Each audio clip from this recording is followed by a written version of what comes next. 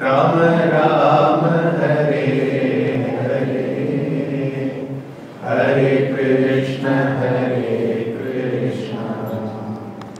Krishna Krishna Hare Hare Hare Rama Rama Rama Hare Hare Hare Krishna Krishna Krishna Hare Hare Hare Rama Rama Rama Hare Hare Hare Krishna Krishna Krishna Hare Hare Hare Rama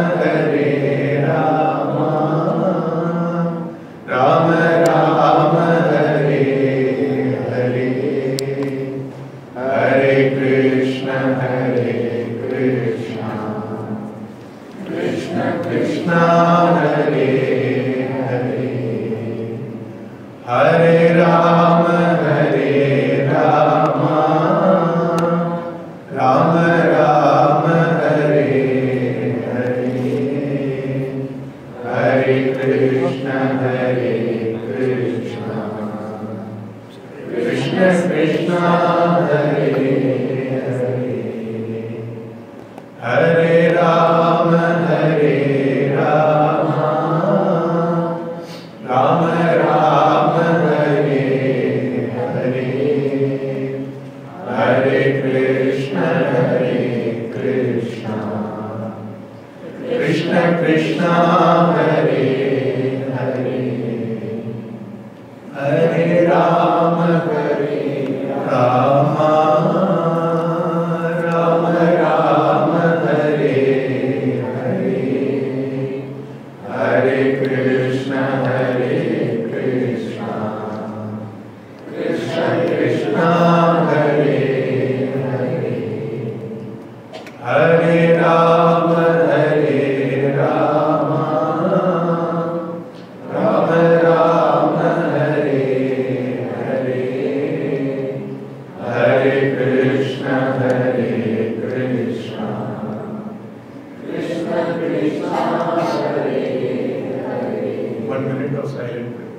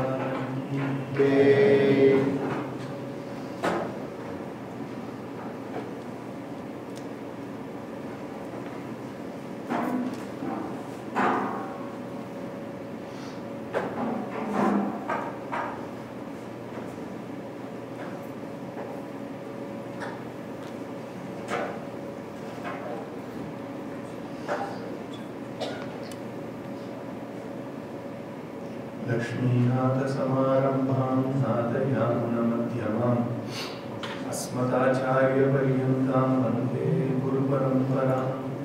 गुरुब्रह्मा गुरुर्विष्णु गुरुदेवो महेश्वरः गुरुसाक्षात् परं ब्रह्म तस्मै श्री गुरवे नमः। कलये सुन्दराकारं सदैकप्रियदर्शनम् अज्ञाननाशकं देवं सद्गुरुं मुरलीधरं प्रह्लादनारदपराशरपुण्डलीकव्यासाम्बरीश सुखशौनकभीष्मदार्यान् रुक्माङ्गदार्जुनवसिष्ठविभीषणादीन् पुण्यानीमान् परमभागवतान् स्मरामि। वन्दे नन्दव्रजस्त्रीणां पादरेणुमभीक्षणसः यासां हरिकथोद्गीतं पुनातिभुवनत्रयं जन्माद्यस्य यतोऽन्वयादितरतश्चार्थेषु अभिज्ञस्वराट् तेने ब्रह्मकृताय आदिकवये मुह्यन्ति यत्सूरयः। तेजो वारिमृदां यथा विनिमयो यत्र त्रिसर्गो मृषा धाम्ना स्वेन सदा निरस्तकुहकं सत्यं परं धीमहि। कृष्णाय वासुदेवाय देवकीनन्दनाय च नन्दगोपकुमाराय गोविन्दाय नमो नमः। कृष्णाय वासुदेवाय हरये परमात्मने प्रणतक्लेशनाशाय गोविन्दाय नमो नमः। नामसङ्कीर्तनं यस्य सर्वपापप्रणाशनं प्रणामो दुःखशमनः तं नमामि हरिं परम्। श्रीहरये नमः श्रीहरये नमः श्रीहरये नमः। सर्वत्र गोविन्दनामसङ्कीर्तनं गोविन्दा गोविन्दा। सद्गुरु महाराज की जय। By the immense grace of our beloved Guru Maharaj, His Holiness Maharanyam Shri Sri Muralidhara Swamiji, and by the boundless mercy of our Srinivasa Perumal and our Thakurji, Madhuri Sakhi Sameta Premikavara Thakurji, we are continuing the journey of Bhagavata Dharma, the second day. Generally, Bhagavatam is read as Parayanam, or it is actually expounded as a pravachana or listened to as Shravana for 7 days. It is made in the 7 days format for a simple reason that the elders in our tradition, they wanted to make sure that any day we leave this world should be a day when we have covered one portion of Bhagavatam. If it were to be 10 days, then we would postpone it to the next week. So if you start on a Sunday, you finish on a Saturday. Next Sunday again you start. So Bhagavatam is fixed for 7 days in a week, so that every day should be a day in which we have either read a sloka in Bhagavatam or heard some story of Bhagavatam.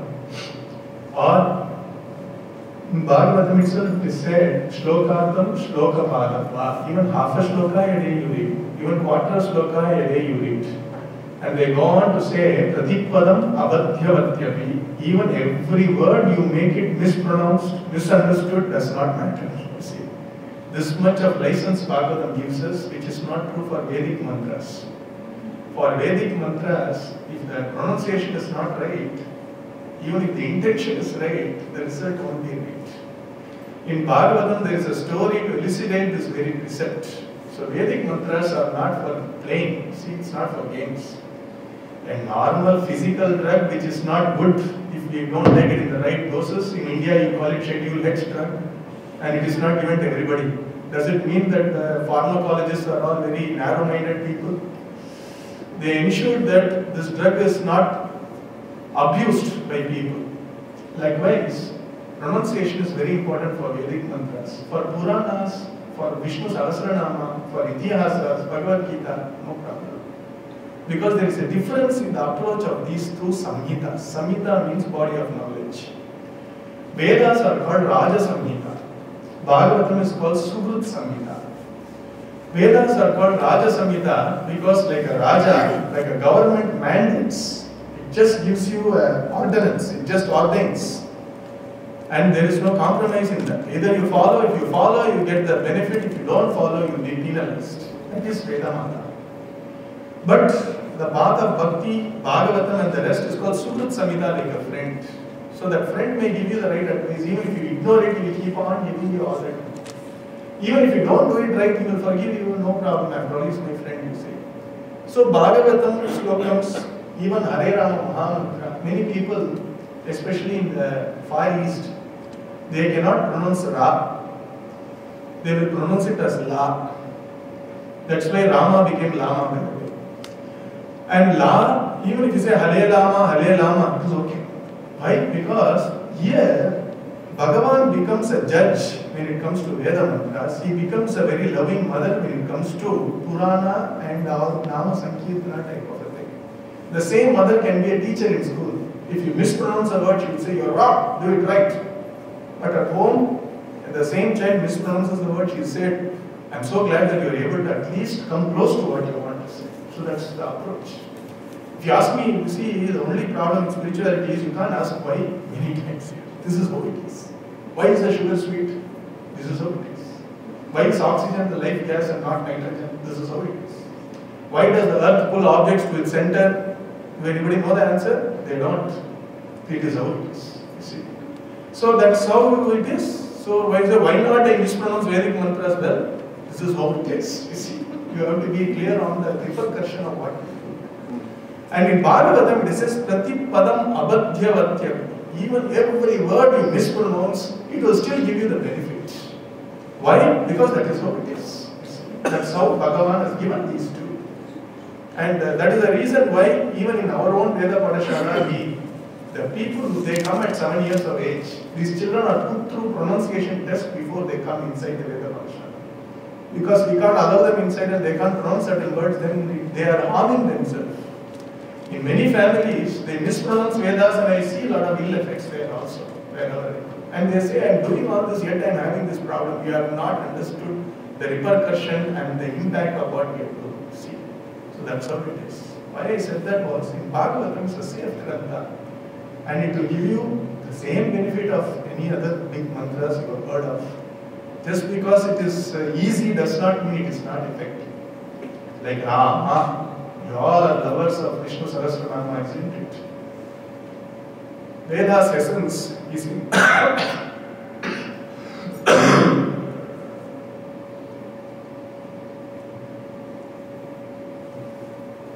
essence of the Vedas, Vedavyasa Bhagavan put it in Mahabharata.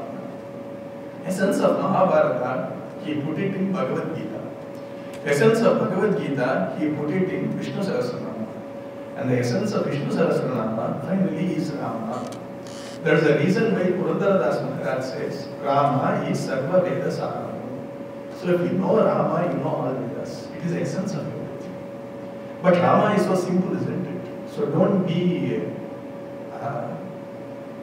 misguided by the fact that it is so simple. This great Mahatma by the name Jnaneshwar Maharaj, he belonged to a beautiful place called Alani. He says, Jnana Deva Mane Nama Ha Sulabha Sarvatra Durlabha Devlajani. I am shouting in top of my voice, Nama is so simple. But when I look back, I find only few people who are ready to accept this simple fact. See? And who is talking? Jnaneshwar Maharaj. He wrote a beautiful Deepika for Bhagavad Gita. That is the beauty of Bhagavad. Simple, sweet, but very effective. And that is the reason why it is the essence of all scriptures. This is the final work of Vedavyasa. Generally, when a professor releases papers, research papers, at times he may even contradict in between. You see, because as he grows in his own stature, he understands broader and he starts giving deeper facets of his own research. And generally, the final work of a professor would sort of encompass his life's achievement, isn't it? Especially when he knows it is his final work. That is Vedavyasa Bhagavan's Bhagavatam. And it is said, Bhagavatam Arthoyam Brahma Sutrana. It is the meaning of Brahma Sutras. It is the essence of Upanishads and Bhagavad Gita. Such is the greatness of mind. So yesterday, our Sutta Pauranika, the person who tells Purana is called Pauranika. A person who plays Veena is called Vainika. So that's how it works. See. A person who follows worship of Shiva is called Shaiva. One who worships Vishnu is Vaishnava. He becomes Vai and he becomes one step ahead in rank. So here Pauranika means one who tells Puranas. Sutta Pauranika. He starts by telling all the rishis assembled that you have asked me a wonderful question. And you asked me a question, how did Shukamuni, the son of Vedavyasa Bhagavan, how did he find an opportunity to tell this entire story to the grandson of Arjuna, whose name is Parikshit. Parikshit is a busy ruler. And Shukamuni is an itinerant, he's like a Paramahamsa who does not stay in one place. He does not care about anybody. And Unmatta Mukha Jadavat, he would at times be completely intoxicated with love for Krishna. At times he would be like a dumb person who does not even open his mouth even if you provoke him. And at times he would be in this deep state of samadhi where people would mistake him to be dead. Such is a person. So when somebody is in these three states, would the world respect that person? Because the world has its own definition of sanity and madness. Everybody is mad in this world. Only when it goes beyond a threshold, we label that person as mad. See? And when you grow in spirituality, which is loka vilakshana, which is very different from the world don't understand bhakti. That's why Mirabai says, Gayal ki gati gayal jane, aur na jane koi. Maine mein to prem divani, mere dard na jane koi. When Mirabai is crying out of separation with Krishna, somebody asks her what happened. Are you angry? Did somebody insult you? What will she say? You would have no idea what I am actually going through. Because only if you had Krishna Viraha, you will understand what I am going through. If somebody says, I had a little bit of a problem in feeling sad, then you understand. Because I know what sadness is. And something fails, then I feel sad. But somebody has this Viraha, separation from Bhagavan Sri Krishna, she is crying, who will understand it? So Sukamuni was like that, Unmatta Mukha Jadavati, which was not in the worldly sense of sanity, isn't it? So people used to avoid him. And many didn't even know his birth, that he was one of the topmost Paramahamsas. History of humankind is one of the few who achieved the highest echelon of spirituality. So he said, how did Parikshit find out the greatness of Shukamuni? It's not possible, you see. And he says, I will tell you, since you asked this question, it is related to Krishna Katha, it is related to Bhagavatam, I will tell you what. The scene shifts to the end of Mahabharata. And everybody finishes off their last rites of people. Bhagavan Sri Krishna said, my job is over. Paritranaya sadhuna vinashaya dushkrutam dharma sansthapanarthaya. I have put Dharmaputra into the throne. Dharma has been now established. All the sadhus have been protected. Asadhus who came in the path of sadhus have been taken care of. This is what you have to understand. Bhagavan does not bother if somebody is a villain, because that's part of life, you see. So when you say Paritranaya sadhuna vinashaya dushkrutam, Bhagavan does not interfere with every dushkruti which happens in this world. This is Bhagavata Dharma. And when you are tempted to ask why, please don't ask. When it comes to Bhagavan, Arivondrum illada Arivu. You know what Arivondrum illada Arivu means? Tomorrow is Madhuri Varna. Andal says that people, the gopis, we have 6 senses. None of those senses work for these gopis when Krishna is around themselves. But when they are selling curd and milk, they know how to negotiate and get the best from you. When it comes to spirituality, when it comes to Bhagavan Sri Krishna, none of these Ariva works. Ariva means intellect. With Bhagavan it should not work. With the word it should only work, you see. That's what it meant. It doesn't mean that you are stupid. Ramakrishna Paramsa used to say, just because you are a devotee does not mean that you should be stupid in this world. And many times when his devotees, when they are just out of their dhyana, he used to send them to buy vegetables. This is how a guru trains.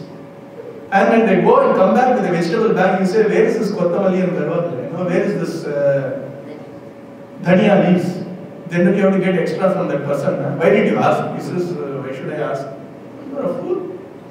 These things you have to do properly. And just because you are doing dhyana does not mean you don't know how to work in marketplace. You see, that's what is Bhagavata. So here, Arivantamillada, which means when it comes to Bhagavan and Bhagavatam and Bhagavata, the white machine intellect should never work there if you want to progress. Let me give a simple example. A very intelligent kindergarten child who thinks a little different from the rest of the children had a problem and the English teacher introduced him to alphabets. English teacher said A, B, C. The child said, "Ma'am, why should B come after A? Why should C come after B?" The teacher said, "You first learn the alphabets, I'll explain." "No, unless you tell me why, I won't go further." And for the next 20 years, that child remained the most intelligent kindergarten child. Same thing is for spirituality. In spirituality, you cannot use your worldly type of thinking. You can't use Aristotelian logic for Bhagavata. You can't progress. You will be stuck in the way all your life. See? And that's the reason why Bhishmacharya yesterday himself said, when he looked at Draupadi, Krishna being her own brother, 5 valiant husbands, and yet Draupadi went through all the hardships. What can I say? It's all because of Sarvam Kalakritam. It's all time. Or even time he was not very comfortable. He said it's all Krishna's work, and what he has in his mind nobody knows.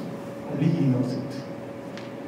So the scene shifts to end of Mahabharata, and Bhagavan said, "I've done everything. Paritranaya sadhuna vinachayasa dushkrita." It's a beautiful, the order is very important. You know, Mimamsa is a branch, it's a darshana, which talks about when somebody is talking something, what do they really mean? It analyzes all that beautifully.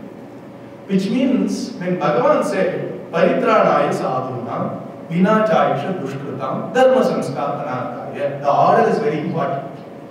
He didn't say vinachayasha dushkritam paritranaya sadhuna. Why? Because you always start with the most important activity and then a supporting activity and a supporting activity. Why did you come to USA? And I should say to tell Bhagavatam and also to see the wonderful nature of USA. If it's in that order, then I'm clear what I am. I'm not saying I came for Disneyland and also to tell Bhagavatam. Then I have a problem. See, I came on vacation. So Bhagavan says Paritranaya sadhuna, which means his mukhya dharma, his number one priority, protect the sadhus. Who are sadhus? Somebody is doing dhyana yoga. Is he a sadhu? Yes, he is a sadhu. Somebody is doing atma vichara. Is he a sadhu? Yes, he is a sadhu. Somebody is doing social work. Is he a sadhu? He is a sadhu. But Bhagavan's definition of a sadhu is different. Mirabai beautifully does that difference. Yogi aya yog karan ko tap karne sannyasi. Hari bhajan ko sadhu aya vrindavan ki vasi. Mane chagar rakho ji. Hari bhajan ko sadhu aya. Bhagavan's definition of sadhu, Bhagavan's definition of sadhu sangha, Bhagavan's definition of satsanga in Bhagavatam is very different. If somebody says somehow by the power of my meditation I will attain the Lord, then Bhagavan says, okay, it's up to you. Bahunam janmanam ante. It will take a lot of time to go on. But the amount of effort you put in, I will ensure that I am a very neutral witness and give you the palan. Because I am the palaprada, sarva palaprada. Somebody is doing Brahma Vichara. Bhagavan says, Aneka janma samsiddhi. You will see, a lot of janma, you will take some more, you will find siddha. You will find the fruit there. Bhagavan is a neutral witness there. And Bhagavan does not count these as satsanga at all. Because when he is telling Uddhava, he says, place where my glories are sung, my name is chanted, my puja is done, and one of the 9 activities, Shravanam, Kirtanam, Vishnu Hosmaranam, Padasevanam, Archanam, Nandam, Dasyam, Sakyam, Atmanivedam. Bhagavan counts them as sadhus. Good. So everybody is a sadhu. Bhagavan has a special eye on these people. So Bhagavan says, Paritranaya sadhu. I will protect the sadhus who rely on me. See? There is a beautiful story Ramakrishna Paramsa used to say. It seems Bhagavan Sri Krishna was playing dice with Satyabhama. Suddenly he stopped the game, went out with so much of hurry. And while he was running out, Satyabhama was asking, what's the problem? He says, somebody is threatening my devotee, I have to take care of him. In the same hurry, he came back and sat down. He says, oh, it's okay. Oh, you took care? No. What happened? Somebody was about to attack him. He shouted Krishna, so I was about to help him. Then he took a stone in his hand, he will take care, I came back. That is sadhu. So Bhagavan says, people who rely on me, yoga kshemam aham, I will take care of them. That is sadhu dharma. And the sadhu dharma is not worldly dharma. So in the worldly dharma, if somebody is ready to attack you, you have to attack back. That's worldly dharma, no doubt. Somebody harms you, you have to make sure that you harm him back maybe. That's political dharma. And if somebody has done a despicable act, you hate him. That's worldly dharma. But in Bhagavad dharma is different, you see. That's the whole problem. In Bhagavad dharma, you hate none. In Bhagavad dharma, you fight for dharma not with the hatred towards adharma, but rather love towards dharma. That's how you fight for dharma. So that's what he tells Arjuna also in Bhagavad Gita, that these are people who are adharmic people. Don't fight with hatred towards them in your heart. Then killing them, the sin will attach on you. But if you actually fight because you think this is the right thing to do and this is dharma, for the love of dharma you fight, then you will get a very high state, exact state. See, many times it's very easy to fall into hatred and get into the bitterness. Bitterness cannot, sort of overcome bitterness. You see, any despicable act is happening because of hatred. And if we are nurture the little hatred for the person who is perpetrating that despicable act, you are adding on to the hatred quotient of the world, and more such events will happen in future.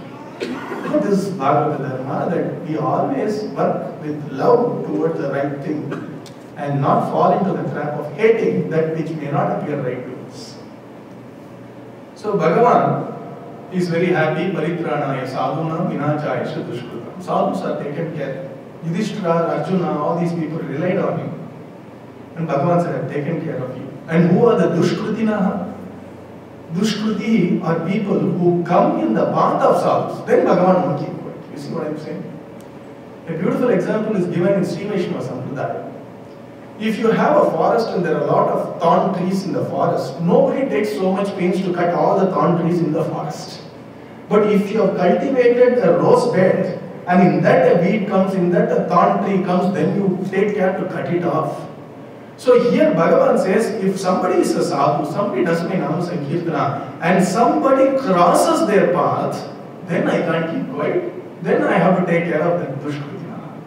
Otherwise, a lot of negative things happen in the world, Bhagavan won't interfere. Because he says in Kali, that is how it will happen. See.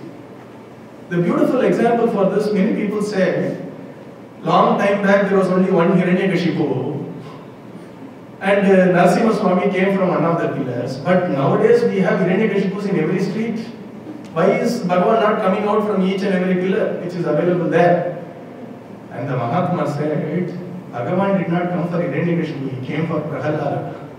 You show one Prahalada, there will be one Narasimha Swami. Not for Hiranyakashipu. You think Hiranyakashipu deserves so much honor that Bhagavan comes for his sake? He won't come for his sake. He will come for a Prahalada, he will come for a Gajendra, he will come for a Dhruva. He will come only for Bhagavan. See? So Paritranaya sadhuna vinashaya dushkrita means if somebody or something comes in the way of a sadhu, Bhagavan interferes. Dharma samsthapanartha. What dharma does he establish? Bhagavan establishes the dharma called Bhagavata dharma, which means like when there is a big rain, people who are drenched in the rain get benefited by the water of the rain. What about people who are not there during the time of the rain? This rainwater is collected in a small lake so that you can drink in deep into the lake even after 2-3 months after the rain, isn't it? Likewise, when Bhagavan Sri Krishna took avatara, people around Bhagavan Sri Krishna, everybody got excited. What about people like us who wouldn't have been there during Krishna avatara? Bhagavan has allowed his spiritual waters to be stored in this Leela, Guna, Katha of Bhagavan in form of Bhagavatam, so that even in the years and years to come, people can drink deep into Krishna's grace through the medium of his life, through Bhagavatam, Bhagavad Gita and other Puranas. That is the reason why Bhagavan ensured his Leela has been chronicled by Vedavyasa. So what happened was, Bhagavan said, now it's time. Dwarkavasis are also feeling pangs of separation from me. I need to go back to my family. Bhagavan had a big family in Dwarka. So he had to leave. So when he was about to leave, with bidding farewell to all the people, he suddenly found out that somebody was obstructing his chariot. And he found out it was Uttara, who was the wife of Abhimanyu and daughter-in-law of Arjuna, who was stopping the chariot. And she was in distress. She folded her hands and said, Paki Paki Mahayogin Deva Deva Jagatpate Paki Paki Mahayogin. Hey Krishna, Mahayogi, Deva Deva Jagatpate, this is how you have to pray. You don't go to Bhagavan and say, Natavaralal, hey Kanaya, protect me. And Bhagavan will become a small child and say, what do you want from me? I can't do anything. You have to actually inspire that attribute of Bhagavan which is required for you to get your prayers answered. See? And whenever people pray in Bhagavatam, they always use the word Mahayogi, Mahayogi, Yogeshwara, Akhilaguru, Bhagavan Namaste. Why? Because when you pray, we need to appeal to that aspect of Bhagavan which is required for your prayers to be answered. If you want love in your heart, you can say Rasavihari. See how beautifully Meera uses the word De darshan ko danu Prabhu. Because only Prabhu can give dhan. And what dhan she wants? Darshan. And here Uttara is asking, you have to protect because I am now feeling so much of heat. I don't know what is happening. And Bhagavan, the moment he looked at Uttara, he thought, this was this little girl who was, in my shoulder a few years back, and now this girl is now having a little child in her womb. And she was having Parikshit in her womb. She came and surrendered to Bhagavan Sri Krishna. And Bhagavan understood it was a Brahmastra by Ashwatthama, which was creating a problem. And the moment he saw Uttara violating all social norms and coming directly to him, he thought she needs to be protected. She learned the lessons from her family's history. Her own mother-in-law, Draupadi, did not come to Krishna directly. You see, when she had a big distress in the Asat Sabha, she first appealed to the king, then she appealed to the ministers, to the elders, to her own husbands, and then to all the five elements, and finally she said Govinda, and Bhagavan came and protected her. Uttara understood, falling down at the feet of all these people won't work. Let me directly fall at the feet of Bhagavan Sri Krishna. Straight away, Arjuna was there, you see, and the same Arjuna countered Brahmastra just a few days back. He could have easily done that again, but she did not go anywhere. She came directly to Bhagavan. Bhagavan thought it is my duty to protect her. She prayed, protect my child, even if I die, it's fine. But Bhagavan said, since you are praying for somebody, you will also be protected. The one whom you are praying for will also be protected. See? In Yajna, it is the fire which takes all the habits to all the deities. So at the end of Yajna, you put a little habits for the courier also, which is fire, Agni Bhagavan also. Abhyavaga. Likewise, when you pray for somebody, Bhagavan takes care of this medium of prayer which is me, and as well as the person whom you are praying for. That is why praying for another person itself is a penance. If you can truly pray for another person, it is seen as a penance in Bhagavatam. Uttara came, surrendered to Bhagavan Sri Krishna, and Bhagavan used his own Sudarshan Chakra and his own Tejas to protect this Uttara's Garbha, which was Parikshit, and also the five Pandavas. He protected them all. And then what happened to Ashwatthama, Bhagavatam didn't tell. He is still is one of the Siranjeevis. He is still around somewhere. If you see, very interesting point here. Just a technical point, don't go too much into spiritual stuff. In Mahabharata, two people, they had a little confusion all their life. One was Yudhishthira, another one was Dronacharya. Yudhishthira had a little mixture of Kshatriya Dharma and Brahmana Dharma. You see, when somebody is doing an unrighteous act, as a Kshatriya, you can't compromise. You just go and face it and finish up. Either you or me. You see. And for a Brahmana, generally a Brahmana means the attitude of a Brahmana. If somebody comes threatening you, he'll take it out a Japamala and start doing Japa. That is Brahmana Dharma. Kshatriya is, let me die or I'll finish you off because you are a threat to me. Yudhishthira had a confusion between these two dharma all the time. That's the reason why all the five suffered. Dronacharya had the opposite, you see. He was actually a Brahmana by birth, but he took Kshatriya Vritti, and that is another confusion. His son was a greater confusion. That's why Ashwatthama, he knew only a portion of how to release Brahmastra. He didn't know how to take it back. To give you a simple example, which may not be exact, it is like starting a nuclear reactor to discharge a nuclear weapon, but you don't know how to neutralize it, how much dangerous it is. Dronacharya did not teach him this entire science of Brahmastra, which is like a nuclear weapon, for a good reason, because he understood he didn't have the intelligence to actually have the capacity to emotionally control his decisions. He cannot give this Brahmastra to a rogue, you see. And his own son, he understood was a rogue. And you know how much love he had for his son, you see. That's a character of Dronacharya. He had so much love for his son to such an extent that the moment he heard Yudhishthira say that Ashwatthama is dead, he immediately gave up his life. Such was the love he had for his son. But see, as a role as a teacher was different from a father. He split the roles. He said, though I am the father, I don't want to teach him this because he's not a good student, but he's a lovely son. That's it. Now, if you understand this, this is what Bhagavatam shows Dronacharya. Then you look at Ekalavya Charitra, you can't find fault in Dronacharya. It's not because he loved Arjuna that he wanted Ekalavya's thumb. He understood if this Ekalavya is given the complete Vidya, he is not going to use for a good purpose, he may actually misuse it. And that's what happened. Ekalavya fought for Kauravas, by the way. See? So this is the far side of Acharya, and he does not have to explain his actions. You see? He's all Nischinta. These people are all great people. They don't have to answer for me, but they know their conscience, they know Dharma, they will do it. Bhagavatam shows us the secret heart of such great Mahatmas. That's why Bhagavatam is superior to all Shastras. Everybody would have read about Ambarisha Charitra, right? Durvasa was the villain there. He even released Devanod to Ambarisha, and Ambarisha's Dirida Vairagya, his complete faith in Bhagavan, Sudarshana Chakra started chasing our Durvasa and all that. Bhagavatam uses a very dangerous word. It says Bhagavan Durvasa Bhut. It says Bhagavan Durvasa came and met Ambarisha. Would any villain be given a prefix called Bhagavan?